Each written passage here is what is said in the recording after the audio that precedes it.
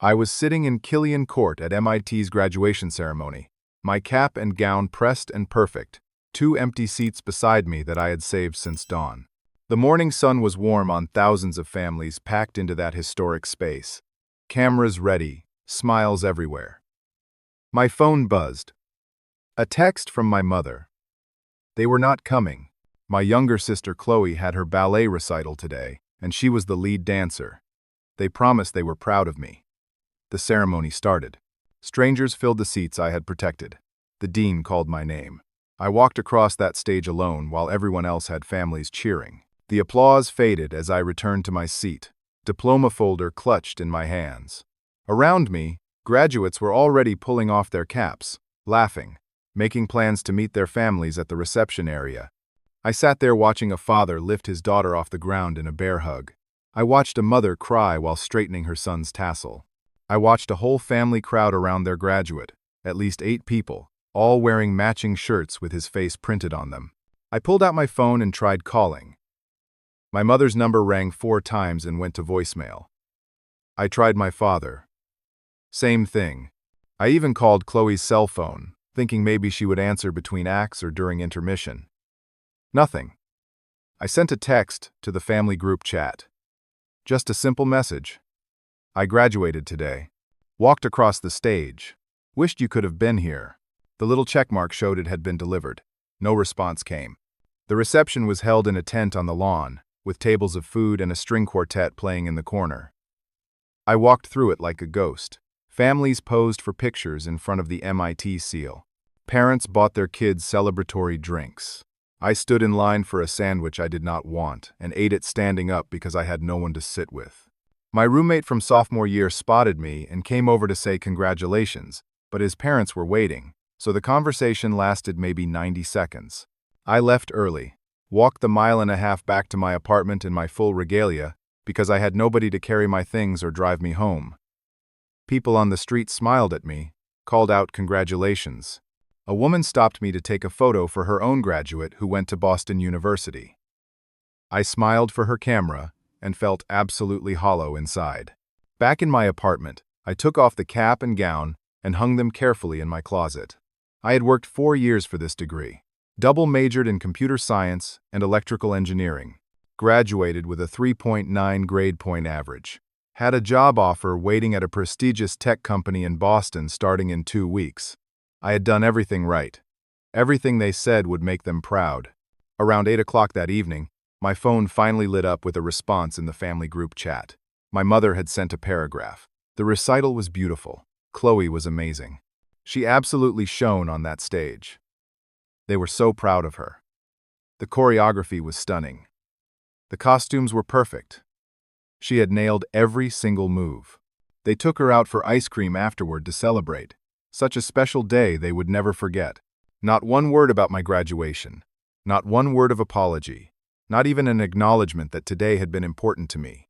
I sat there on my couch, staring at that message, reading it over and over. Then I did something I immediately regretted. I opened social media. I told myself I was just checking to see if anyone had posted about graduation. What I found instead was my parents' feeds, both of them, flooded with posts from Chloe's recital. 15 photos. Maybe more. I stopped counting. My mother had posted a video of Chloe's solo, with a caption that made my stomach turn. Our shining star. Most proud parents in the world tonight. My father shared the same video with his own caption. This is what perfection looks like. So blessed to be her dad. The posts had been going up all afternoon and evening. Timestamps showed they had been actively on their phones for hours. Every photo had dozens of comments from friends and family, congratulating Chloe, praising my parents for raising such a talented daughter. They had seen every single one of my calls, every text. They had their phones in their hands the entire time. They simply chose not to respond. Then I saw it. Buried in the comments on one of my mother's posts, a family friend, someone who had known me since I was 8 years old, had written a simple question. Was not Monroe graduating from MIT today? My mother had replied within minutes. Yes, but Chloe's recital was once in a lifetime. Monroe will have other achievements. I read that sentence 7 times, maybe 8. Monroe will have other achievements. Like graduating from one of the best universities in the world was just another Tuesday. Like I would just keep producing accomplishments for them to ignore whenever something more interesting came along. The devastation I had felt all day crystallized into something different, something sharper. This was not an accident.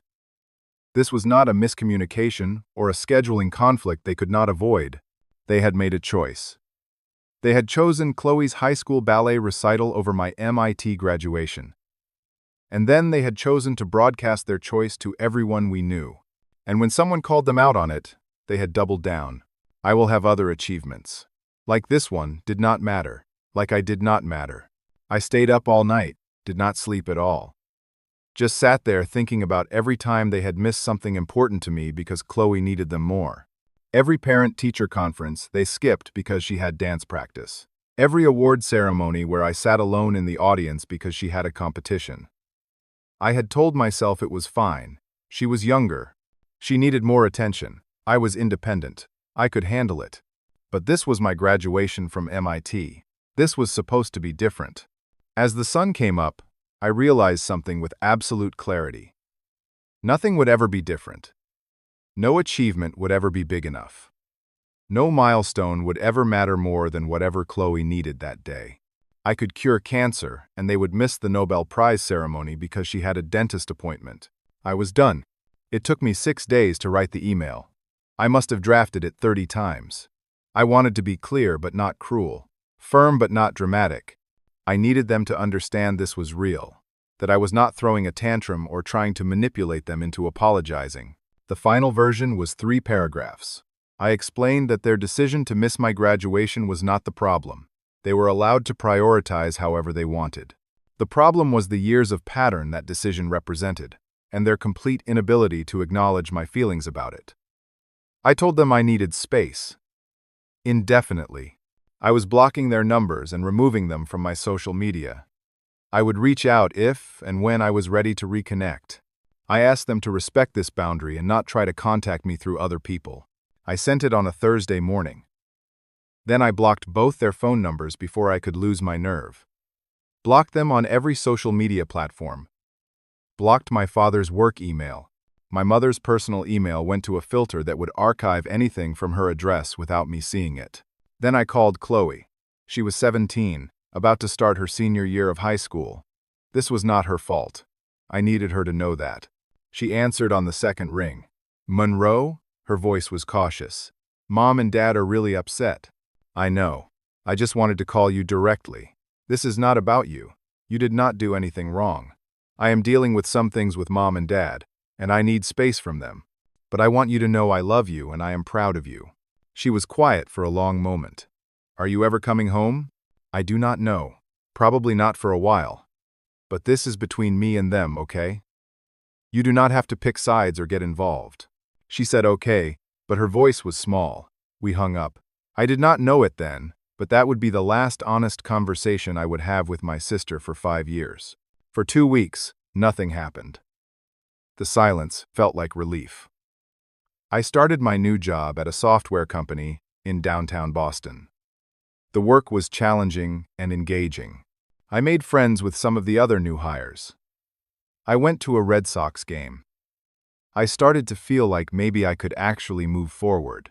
Then my phone started ringing from numbers I did not recognize. I made the mistake of answering the first one. It was my aunt on my mother's side, calling to ask what was going on. My parents had told her I was refusing to speak to them over a minor disagreement. I tried to explain my side. She cut me off. Monroe, they are your parents. You need to forgive them and move on. Family is family. I stopped answering unknown numbers after that. But they kept coming. Cousins, family friends, people I had not talked to in years, suddenly had opinions about my relationship with my parents. The story they were all hearing was the same. Monroe had a tantrum because his parents missed one event. Monroe was being selfish and overdramatic. Monroe abandoned his family. Not one person called to ask for my side of the story. They all called to tell me I was wrong. The worst was my grandmother, my father's mother, a woman who had always slipped me $20 bills and told me how smart I was. She called from her own number, which I had not blocked because it never occurred to me that she would be part of this. I answered without thinking. Monroe. Her voice was cold. I have heard what you have done to your parents. Grandma, let me explain. No. I do not need to hear excuses. Your parents have done everything for you. They paid for your education. They supported your dreams. And this is how you repay them? By cutting them off over one mistake? I raised your father better than this. I am deeply disappointed in you. She hung up before I could say another word. I sat there staring at my phone, feeling like the floor had dropped out from underneath me. My grandmother thought I was a terrible person. They had gotten to her first, and she had believed them without question. 3 days after that call, I came home from work to find an envelope in my mailbox. Law office return address. My hands shook as I opened it. It was a letter from an attorney representing my parents. Formal language, cold and clinical. It stated that during my time at MIT, my parents had provided me with educational support totaling approximately $35,000.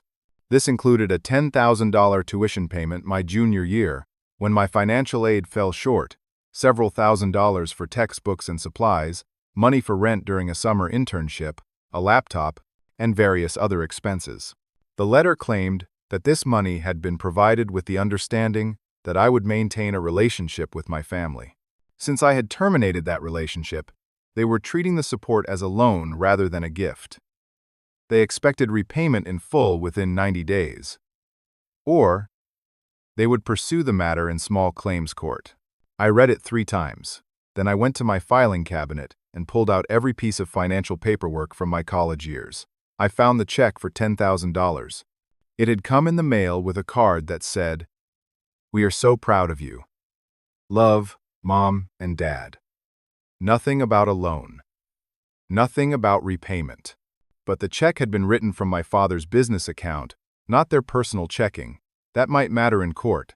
I spent the weekend going through every transaction. Most of it had been gifts, I was certain. The laptop had been a birthday present. The rent money had been offered when I called home stressed about finances. But that $10,000 tuition payment was different. It had been formal. It had been from a business account. My father had even asked me to sign a receipt for his records.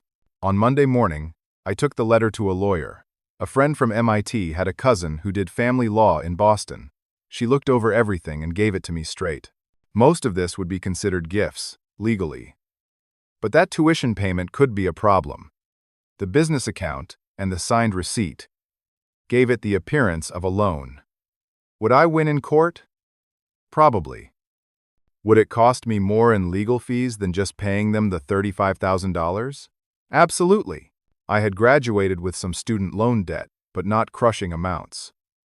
I had been saving aggressively, building up an emergency fund, planning to save for a down payment on a condo eventually. My starting salary was good. I could afford to pay them the money. It would wipe out my savings and set my life plans back by at least 2 years. But I could do it. The lawyer asked me what I wanted to do. I thought about fighting it, about calling their bluff, about forcing them to take me to court, where I could tell a judge exactly what kind of people they were. But that would mean months of legal proceedings. It would mean staying connected to them, even in an adversarial way. It would mean letting them live in my head every single day while we battled this out. I just wanted them gone from my life. I went to the bank and got a cashier's check for $35,000. Sent it certified mail to their home address, with no note, no letter, no acknowledgement of the legal threat. Just the check. I wanted them to have their money and nothing else from me. The certified mail tracking showed they received it on a Tuesday. I waited to feel relieved. Instead, I just felt empty. They had won. They had found a way to hurt me, even after I had blocked them out. 1 week later, on a Saturday morning, someone knocked on my apartment door. I looked through the peephole and saw Chloe standing in the hallway. I opened the door. "What are you doing here?" She looked terrible, eyes red like she had been crying. She was 17 now, tall and graceful from all those years of dance. "Can I come in?" I should have said no. Every instinct told me this was a bad idea. But she was my little sister, and she looked genuinely upset. I let her in. She sat on my couch and cried for a solid 5 minutes before she could even speak. I got her water and tissues and waited. Finally, she looked up at me. Monroe, I did not know. I swear I did not know about the money thing. Mom and Dad did not tell me they were doing that. I sat down across from her. Okay. I miss you. I miss having a big brother. I know you are mad at them. But does that mean you have to be mad at me too? I am not mad at you. I told you that. This is not about you. Then why have not you called me? Or texted? I feel like I lost my whole family. Mom and Dad are different now. Everything is tense all the time. And you are gone. We talked for 2 hours that day. She apologized for not understanding how serious things had gotten. She said she wished they had gone to my graduation. She said she would have skipped her recital if she had known it meant this much. I wanted to believe her. Part of me did believe her. She came back the next weekend. And the weekend after that. We started texting during the week. Nothing deep. Just sibling stuff. Memes and jokes and updates about her college applications. It felt good to have at least one family connection again. It felt like maybe I had not lost everything. A month into this new relationship with Chloe, I ran into an old friend from high school at a coffee shop in Cambridge. We caught up for a few minutes. And then she said something that made my blood go cold. I saw your sister last week. She was having lunch with your parents at that Italian place downtown. They were showing her something on a phone and she was taking notes. It looked intense. I made some excuse and left the coffee shop. Went straight home and started digging. I checked location data on the texts Chloe had been sending. Several had been sent from my parents' house, even though she had told me she was at a friend's place. I looked at the timestamps of her visits to my apartment and cross-referenced them with my parents' social media activity. Twice, they had posted things within an hour of Chloe leaving my place that referenced details only she would know. What my apartment looked like. What my new job involved. How I seemed to be doing emotionally. She was reporting back to them. Every single thing I told her, every detail about my life, she was passing it along. The visits had never been about rebuilding our relationship. They had been reconnaissance missions. I called her. She answered cheerfully. Hey, what is up? I need you to tell me the truth. Have you been telling Mom and Dad about our conversations? Silence. Then, Monroe, it is not like that. Yes or no, Chloe? She sighed. They are my parents too, Monroe. They were worried about you. They asked me to check on you. I did not see the harm. The harm is that I trusted you. I thought we were rebuilding our relationship. But you were just spying on me for them. I was not spying. I was just letting them know you were okay. Did they ask you to come see me? Another long pause. Yes. But I wanted to see you too. Both things can be true. I felt something break inside my chest. Something that had already been cracked but was now completely shattered. Get out. What? Get out of my life, Chloe. I am done. Do not come here again. Do not call me. Do not text me. You made your choice. Monroe, you are being ridiculous. No. I am being clear. You picked them. That is fine. But it means you do not get me. Tell them whatever you want. Tell them I am doing great without any of you. Tell them I do not need a family who treats me like this. Tell them I won. I hung up. Blocked her number. Blocked her on everything. And then I sat in my empty apartment and acknowledged the truth. I had no family anymore. Not really. I had people who shared my DNA, but they had all chosen sides, and I was on the other side of that line completely alone. It hurt worse than the graduation, worse than the money. Because Chloe was the one person I thought might understand eventually. And instead, she had been a weapon they used against me. I was 26 years old and utterly alone. 5 years can change everything about a person's life. I learned that slowly, one day at a time, as I rebuilt myself from the wreckage my family had left behind. The first year was the hardest. I threw myself into work, pulling long hours at the office, because going home to my empty apartment felt suffocating. I got promoted twice. My salary increased substantially. I moved from that first apartment to a nicer place in Back Bay. I started seeing a therapist, a woman in her 50s who specialized in family trauma. She helped me understand that what my parents had done had a name. Emotional neglect, scapegoating, parentification in reverse, where the accomplished child was treated as self-sufficient to the point of invisibility, while the other child received all the attention and resources. By year 2, I had started dating. Nothing serious at first. Just trying to remember how to connect with people after isolating myself so completely. I made friends through work, through a running club I joined, through volunteering at a youth coding program on weekends. I built a life that was full and rich, and entirely mine. Year 3, I met Jenna. She was a graphic designer working for a marketing firm, funny and sharp and completely unimpressed by my MIT degree or my job title. We met at a mutual friend's barbecue. She made a joke about my Red Sox hat. I made one back about her Yankees shirt. We argued about baseball for 20 minutes before someone interrupted to tell us we were holding up the food line. Our first date was a disaster. I took her to an expensive restaurant, trying too hard to impress her. She told me halfway through the appetizer that she would have been happier getting pizza. We left, found a pizza place, and talked until they closed. I told her about my family on our 4th date. The whole story, holding nothing back. I figured if it was going to scare her off, better to know early. She listened to everything. Then she said, "That is the most messed up thing I have ever heard. I'm really glad you got away from them." No pity. No attempts to convince me to reconcile. Just acceptance and support. I knew right then I was going to marry her. By year 4, we had moved in together. A condo in Somerville that we bought together, splitting the down payment. She met all my chosen family, the friends who had become my support system. They loved her immediately. We talked about the future, about maybe getting a dog, about whether we wanted kids someday and how we would make sure they never felt the way I had felt growing up. My career continued to climb. I became a senior software engineer, leading a team of developers on projects that actually mattered. Good salary, stock options, the kind of financial security I had dreamed about as a college student eating ramen and stressing about textbook costs. I was happy. Genuinely, surprisingly happy. The family I had built for myself was better than the one I had been born into. I had not spoken to my parents or Chloe in 5 years. I had not looked at their social media.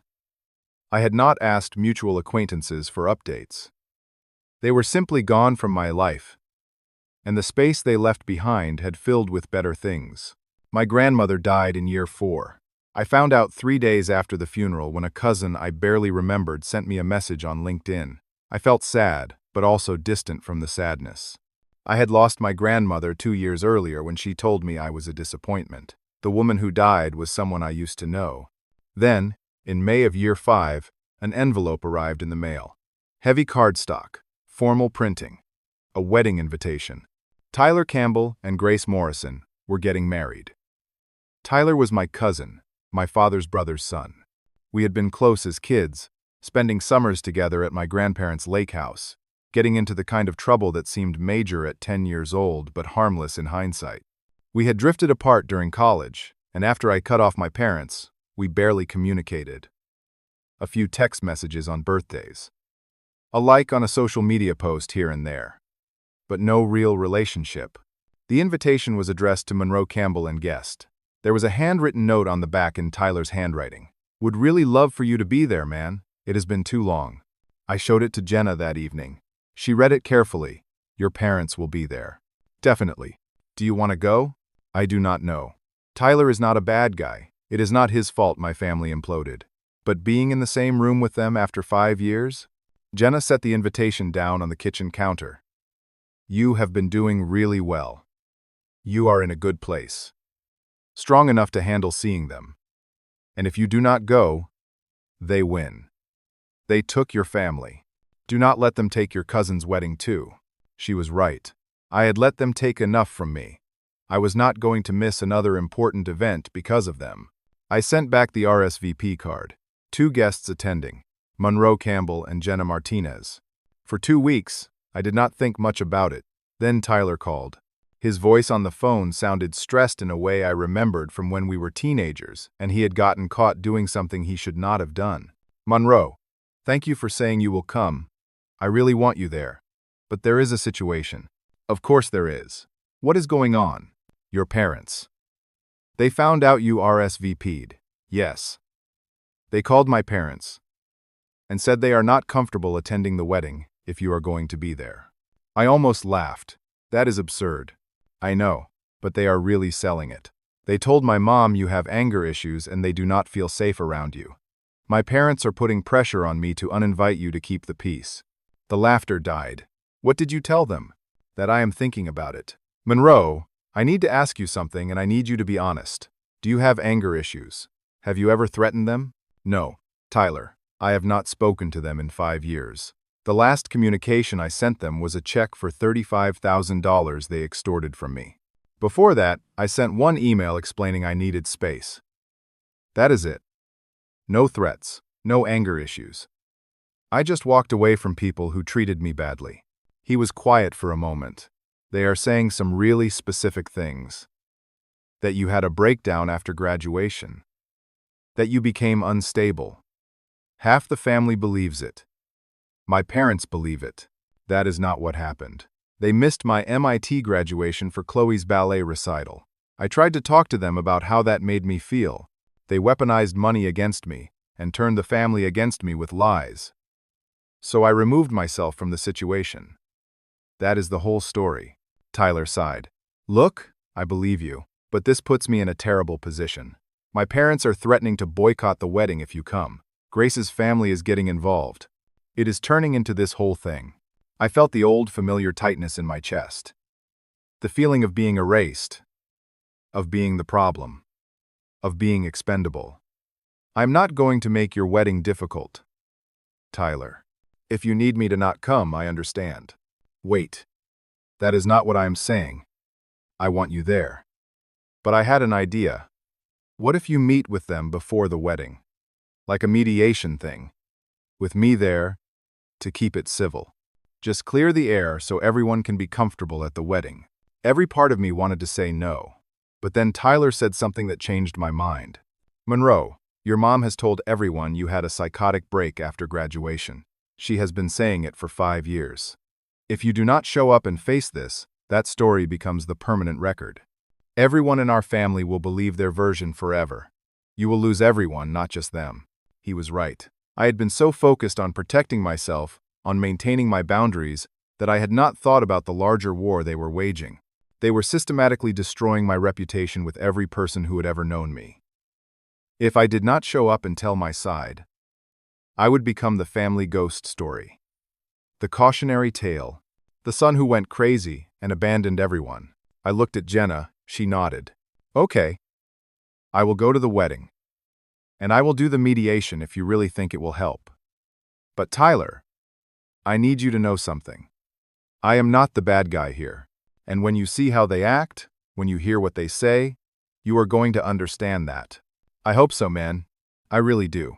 The wedding was in Newport, Rhode Island, at a waterfront venue that probably cost more than my condo. Tyler's family had money. The kind that showed up in sailboats and summer houses and weddings with 200 guests. Jenna and I drove down on a Friday afternoon, 2 days before the ceremony. The rehearsal dinner was Friday night, but it was immediate family only, so we were not invited. We checked into our hotel and walked around Newport for a while, looking at the historic mansions and the boats in the harbor. Jenna held my hand and did not ask me if I was nervous, which I appreciated.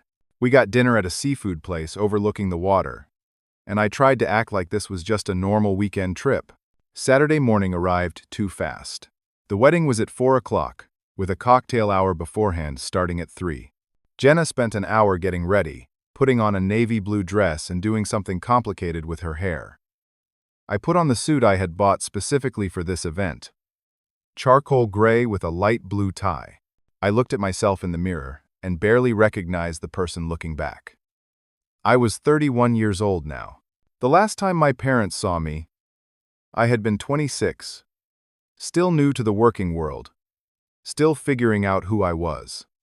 5 years had changed my face. Sharper.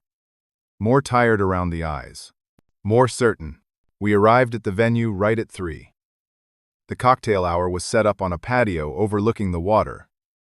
with bars at either end, and servers walking around with trays of appetizers. The place was already crowded with guests, everyone dressed in their best and making small talk. I recognized people immediately. My Uncle David, Tyler's father. My Aunt Rachel, his mother. Cousins I had not seen since I was a teenager. My father's sister and her family.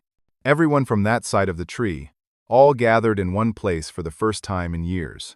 The reactions varied. Some people saw me and smiled, came over to say hello, acted like no time had passed. Others saw me, and their faces went cold, and they turned away. One cousin, Amanda, who I remembered as being funny and kind when we were kids, looked straight at me and walked in the other direction. Another, Jake, came up and shook my hand, but would not make eye contact. Jenna squeezed my hand. "You are doing great." "I am not doing anything yet." "Exactly. Just stand here and exist. That is enough." We got drinks from the bar, some kind of signature cocktail with mint and lime. I was halfway through it when I saw them. My parents, standing near the railing with glasses of wine, talking to Tyler's parents. My mother was wearing a cream-colored dress. My father had on a navy suit. They looked older. My father's hair had gone more gray.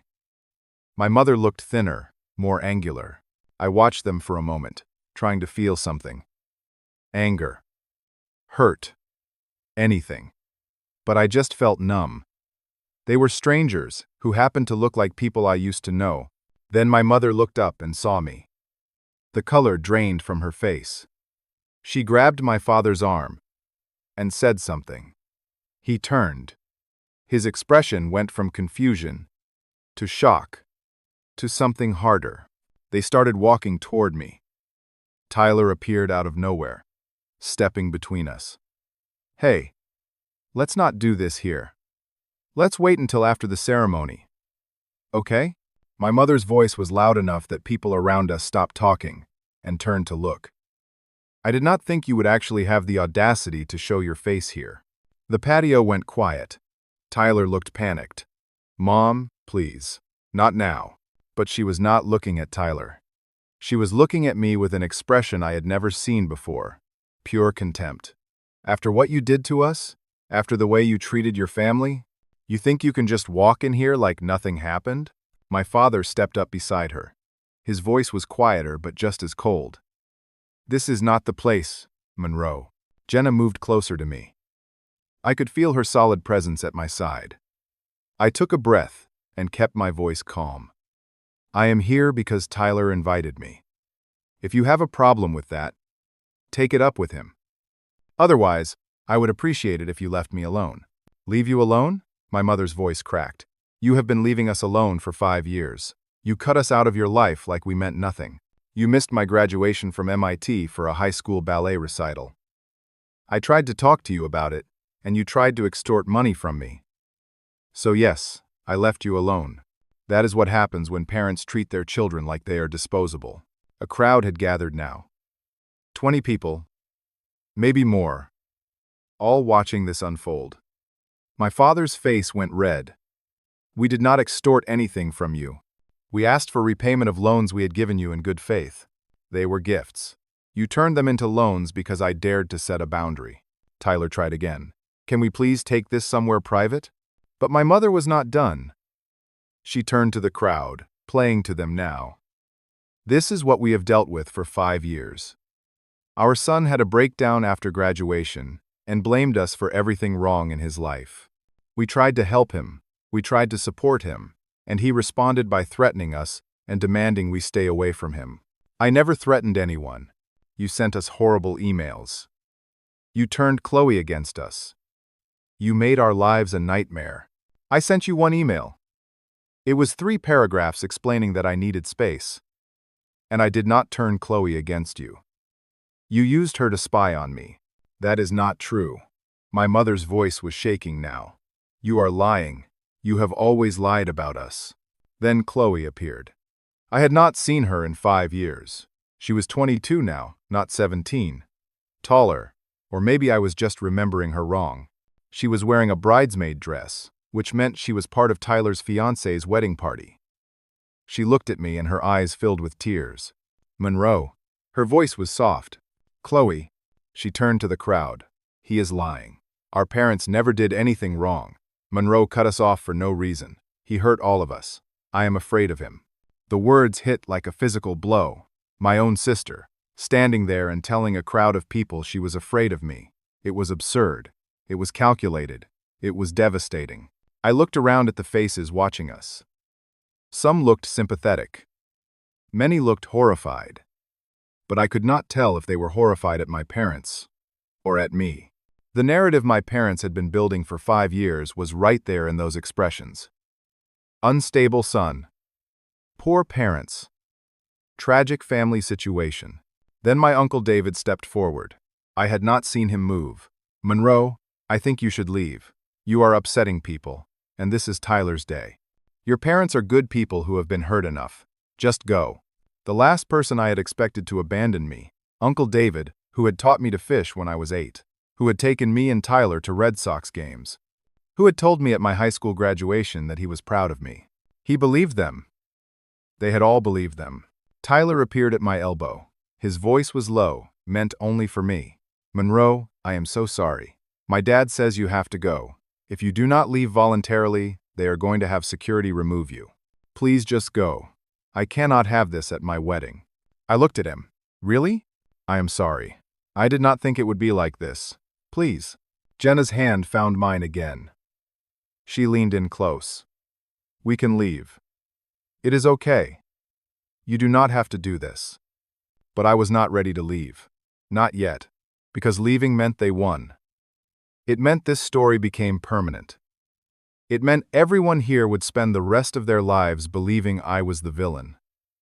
I opened my mouth to say something, anything, that would make them understand. And then a voice cut through the silence. That is enough. The voice came from the entrance to the patio. A woman I barely recognized at first, tall, with short gray hair, and a no-nonsense expression. She was wearing a simple black dress and carrying a large handbag. It took me a moment to place her. Aunt Patricia, my mother's sister. I had not seen her since before the graduation, maybe longer. She lived in California, worked as a professor at Stanford, had never been particularly close with my parents, even before everything happened. She walked through the crowd like she owned the place, stopping directly in front of my mother. I need to say something, and everyone here needs to hear it. My mother's face went pale. Patricia, this is not the time. No, it is exactly the time. I have stayed silent for too long. Monroe, I owe you an apology. I did not know what to say, did not know what was happening. Aunt Patricia turned to face the crowd, making sure everyone could hear her clearly. I was at Chloe's ballet recital 5 years ago.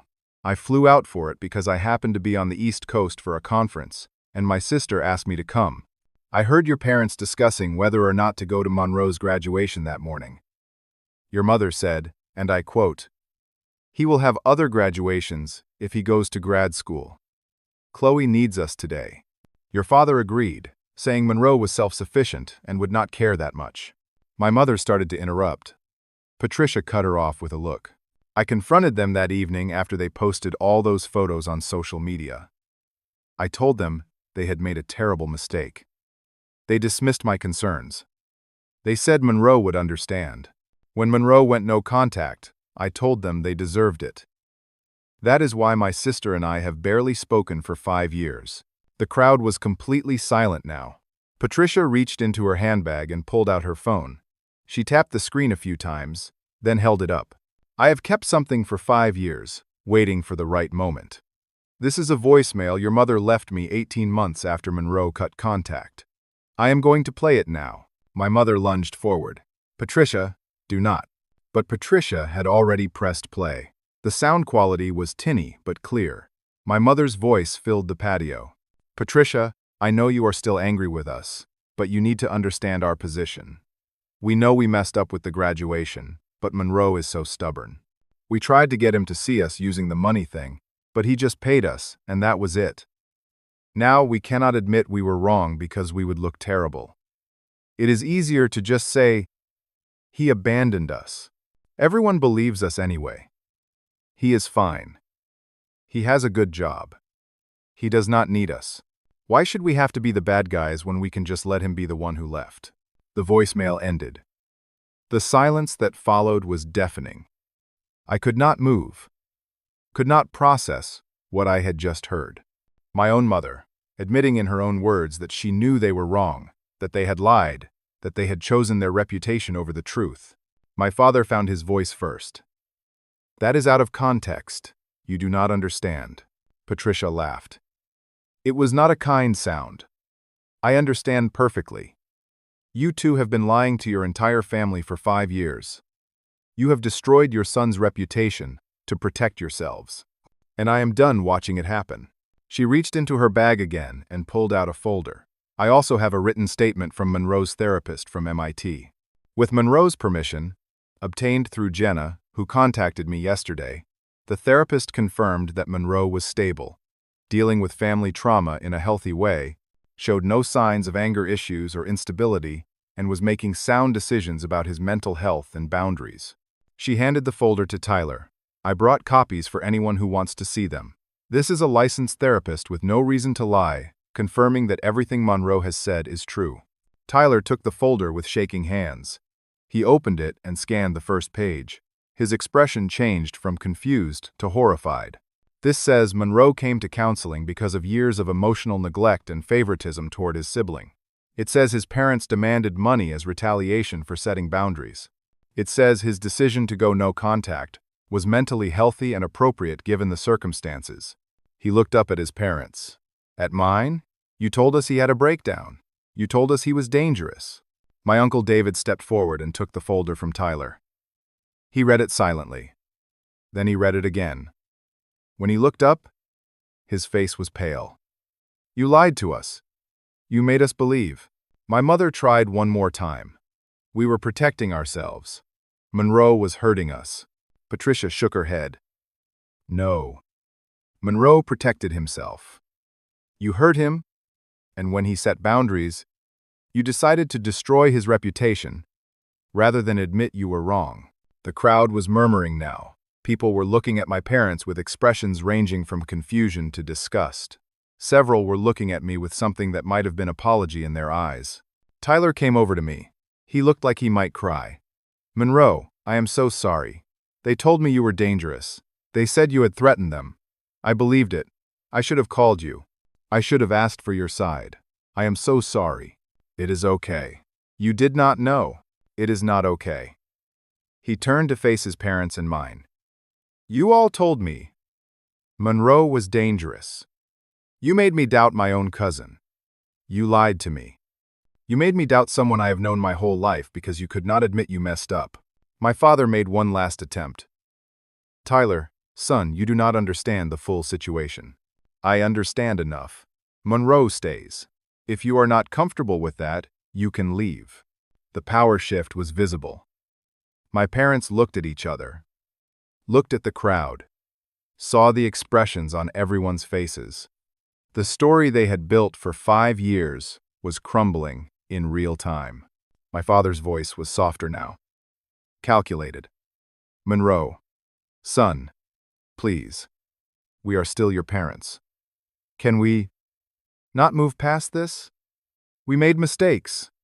You made mistakes. Can we not just forgive each other and move forward? There it was. The manipulation I remembered so well. The soft voice. The reasonable tone. The suggestion that we had both done equally wrong things. Playing for the crowd, trying to salvage something from the wreckage. Everyone was looking at me now, waiting to see what I would do. This was the moment where I could take them back, accept their fake apology, have my family again, or I could stand my ground. I looked at Jenna.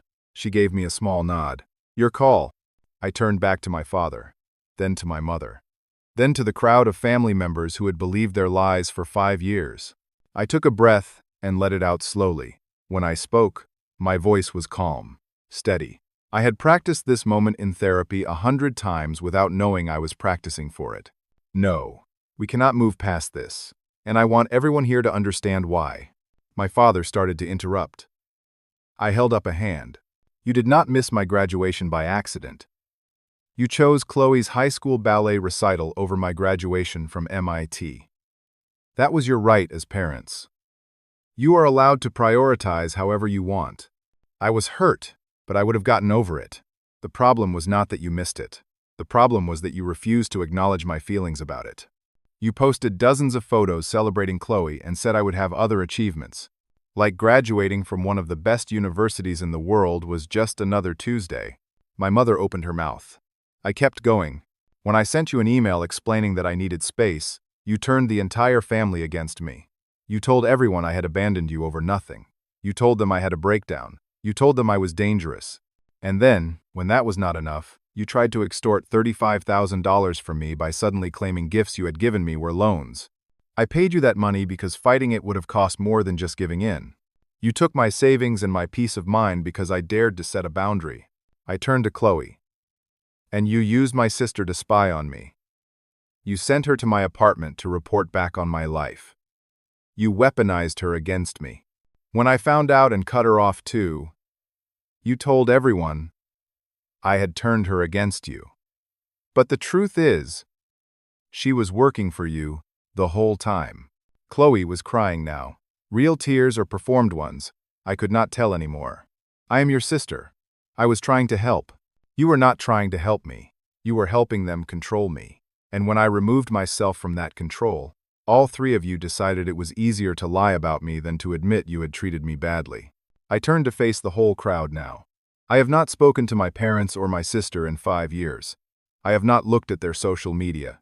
I have not asked about them. I have not tried to turn anyone against them. I have simply lived my life without them in it. And they have spent those 5 years telling everyone who would listen that I am unstable, dangerous, and cruel. They have destroyed my reputation with every person who ever knew me because they could not handle the fact that I walked away. My Uncle David spoke up. His voice was quiet, ashamed. We believed them, Monroe. We should have asked you. We should have heard your side. You should have. But they were very convincing, and I understand why you believed them. They are my parents. Of course you would take their word over mine. That is why I stopped trying to defend myself. There was no point. They had already won. Tyler's mother, Rachel, stepped forward. She looked at my parents with something like disgust. You came to our house 3 times in the last month, begging us to uninvite Monroe because you did not feel safe. You said he had anger issues. You said you were afraid he would cause a scene. And all of it was lies. Not lies. My father's voice was defensive now. We were genuinely concerned about how he would react. You were concerned I would tell the truth. And you were right to be concerned, because here we are. Patricia spoke again. I have one more thing to say. I cut contact with my sister over this. I chose Monroe's truth over family peace. That cost me relationships too, but I could not stand by and watch her destroy her son's reputation to protect herself. If I had known it had gotten this bad, I would have spoken up sooner. I am sorry, Monroe. You have nothing to apologize for. You are the only one who stood up for me. The crowd was shifting now. People were looking at my parents with open hostility. The story had flipped completely. They were no longer the poor parents with the unstable son.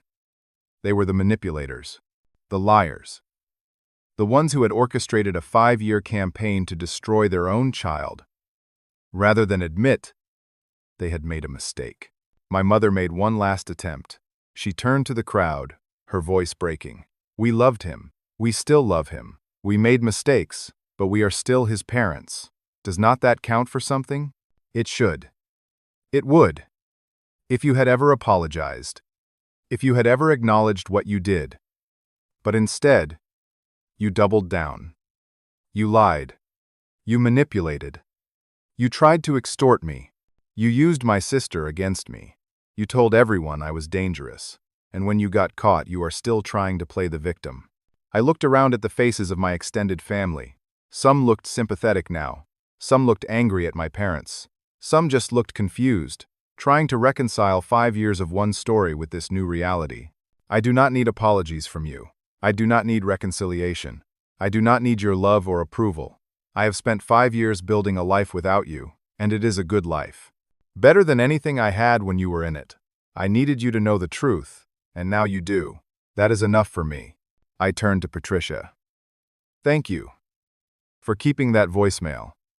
for standing up for me, for being the only person in this family who cared more about the truth than about keeping the peace.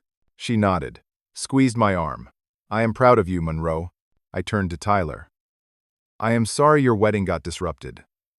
That was not my intention. He shook his head. Do not apologize. I am glad this happened. I needed to know the truth. We all did. Please stay. Please be here for the ceremony.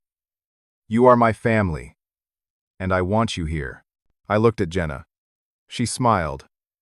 Stay. You earned this. So I stayed. My parents left. My mother tried to make a dramatic exit, crying about how cruel I was being, but nobody bought it anymore. My father followed her out, silent and defeated. Chloe lingered for a moment, looking at me like she wanted to say something, but then turned and left as well. The crowd dispersed slowly. Several people came up to apologize. My cousin Amanda, who had avoided me earlier, hugged me and said she was sorry for believing them. My uncle David shook my hand and told me he owed me a real apology later. Others just nodded as they passed, acknowledging silently that they understood now. The wedding ceremony was beautiful. Tyler married a woman named Grace, who seemed kind and funny. And when they said their vows, I felt genuinely happy for them. During the reception, I sat at a table with Jenna, Patricia, and a few cousins who had taken my side. We ate good food and drank good wine and celebrated a couple starting their life together. Tyler found me during the dancing, pulled me aside to the edge of the dance floor. I meant what I said earlier. I am really sorry. I believed them. You did not have all the information. It is okay. It is not okay, but I am going to make it right. I want you back in my life. Real relationship, not just birthday texts. I would like that. He hugged me. When he pulled back, he looked serious. You know they are going to tell a different story about today. They are going to say you ambushed them, that Patricia was lying, that something else happened. They are not going to accept this. I know, but it does not matter anymore. Everyone who matters knows the truth now. That is enough. And it was. As Jenna and I drove back to Boston the next day, I felt lighter than I had in years.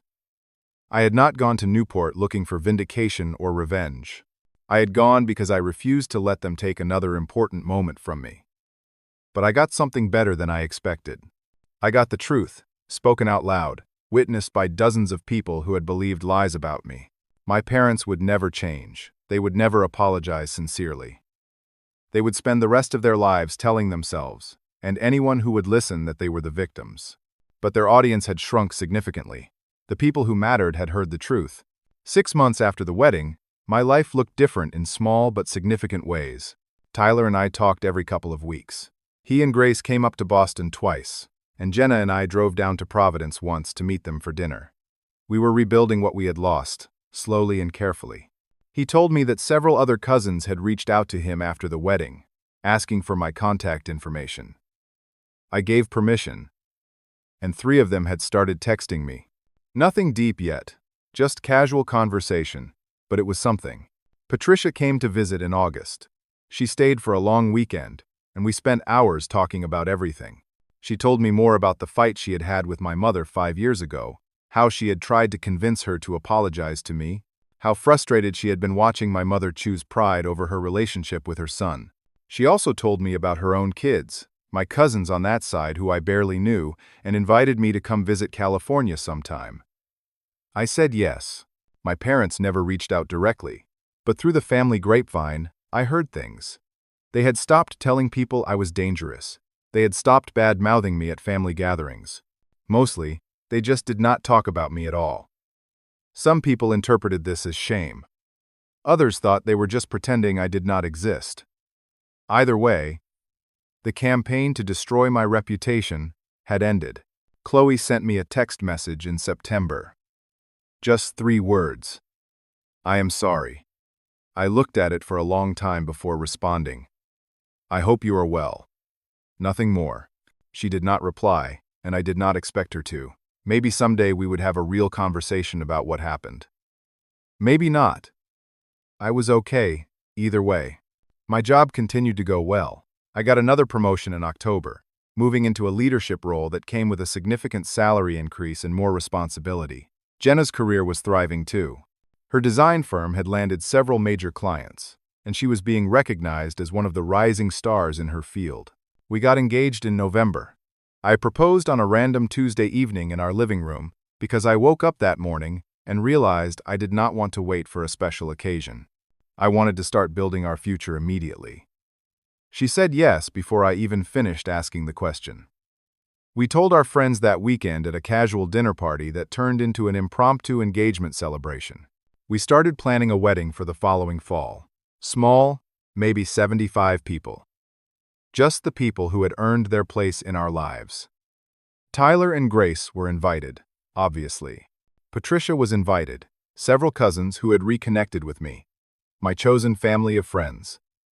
Jenna's huge extended family who had welcomed me without question. My parents would not be invited. Neither would Chloe. That decision came easily, without guilt or second guessing. You do not get to skip the graduation and then demand an invitation to the wedding. You do not get to spend 5 years lying about someone and then expect a seat at their celebration. On a cold evening in December, almost exactly 6 years after my MIT graduation, I sat in the condo Jenna and I owned together, looking at our Christmas tree and thinking about how far I had come. I had walked across a stage alone, with no family cheering for me. That had felt like the worst moment of my life. But it had also been the beginning of something better. I learned that family is not an obligation you are born into. It is a choice you make every day. It is showing up for the people who matter. It is telling the truth even when lies would be easier. It is respecting boundaries and apologizing when you mess up. My parents failed at all of those things, so they lost the right to call themselves my family. But I did not lose my family. I built a new one. Better. Stronger. Based on mutual respect and genuine love, instead of blood relation and obligation. The people in my life now show up. They tell the truth. They celebrate my achievements, instead of treating them as background noise. They love me not because they have to, but because they choose to.